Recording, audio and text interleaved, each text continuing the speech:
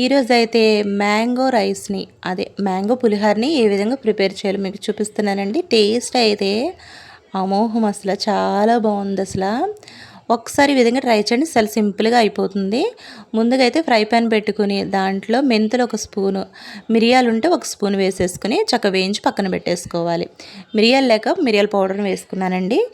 అదే పాన్లో ఒక 3 టేబుల్ స్పూన్ల వరకు ఆయిల్ని అయితే వేసి ఒక గుప్పెడు వరకు పల్లీలను అయితే వేసి వేయించేసుకోవాలి. అలాగే 1 టేబుల్ స్పూన్ పచ్చెనగపప్పుని వేసుకోవాలి. మామిడికాయని చూపించాను కదండి, వాటిని తురుముకుని చక్కగా పీల్ తీసి తురుముకుని పక్కన పెట్టేసుకోవాలి.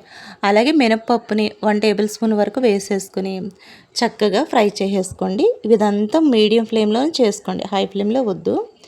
ఇలా చేసుకున్న తర్వాత 2 పచ్చిమిరపకాయలను కూడా వేసేసుకొని గుప్పెడు కరివేపాకుని, 2 ఎండుమిరపకాయలని, అలాగే ఒక గుప్పెడు వరకు కాజునండి, జీడిపప్పును కూడా వేసేసి చక్కగా వేయించేసుకోవాలి. ఈ విధంగా వేయించుకున్న తర్వాత దీంట్లో అయితే కనుక కొంచెం పసుపు వేసేసుకొని మరొకసారి వేయించేసుకోండి. వేయించుకున్న తర్వాత అలాగే తురుము తీసుకున్నటువంటి మ్యాంగో తురుముని అయితే దీంట్లో వేసేసుకుని ఒక్క 5 నిమిషాలేనండి, ఎక్కువ ఫ్రై చేయకుండా.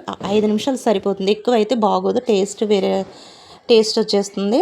ముందుగా అయితే వంచుకొని అన్నం వండి వాడ్చుకున్న రైస్ని ఒక దాంట్లో వేసేసుకొని ముందుగా వేయించుకుని మెంతుల పౌడరు, పెప్పర్ పౌడర్ను కూడా వేసేసుకొని అలాగే మనము ఈ ఫ్రై చేసుకున్నటువంటి ఈ మ్యాంగో గుజ్జునంతా వేసేసుకుని సాల్ట్ని సరిపడగా వేసేసుకుని మొత్తం అంతా ఒకసారి గరిటెతో కలిసేలాగా కలిపేసుకుని తింటే అసలు టేస్ట్ అనేది నెక్స్ట్ లెవెల్ అండి. ఈ విధంగా లంచ్ బాక్స్లో పెట్టినా సరే పిల్లలు చాలా ఇష్టంగా తింటారు. మీరు కూడా ట్రై చేయండి. అసలు మీకు ఏ విధంగా వచ్చిందో నాకైతే కామెంట్ చేయండి. మీలో ఎవరైనా మన ఛానల్ కొత్తగా చూస్తున్నట్లయితే దయచేసి లైక్ చేయండి, షేర్ చేయండి, సబ్స్క్రైబ్ చేయండి, పక్కన ఉన్నటువంటి బెల్ ఐకాన్ క్లిక్ చేయండి. Thank you for watching.